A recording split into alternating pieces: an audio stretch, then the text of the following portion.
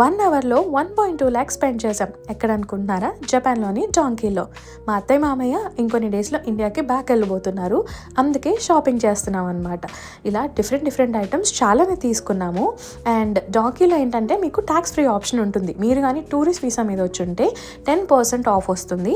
And మనం ఏవైతే purchase చేస్తామో అన్నీ ఇలా సీల్డ్ ప్యాకింగ్ చేసేస్తారనమాట. ఈ సీల్డ్ ప్యాకేజెస్ మనం డెస్టినేషన్ కంట్రీ రీచ్ అయిన తర్వాతే ఓపెన్ చేయగలం. ఇవన్నీ మా కవర్స్ అనమాట. ప్యాక్ చేసి ఆల్మోస్ట్ 6 to 7 కవర్స్ అయ్యాయి. జపాన్లో డాంకీ తెలియని వాళ్ళు ఎవరు ఉండరు. 1 స్టాప్ డెస్టినేషన్ అని చెప్పచ్చు.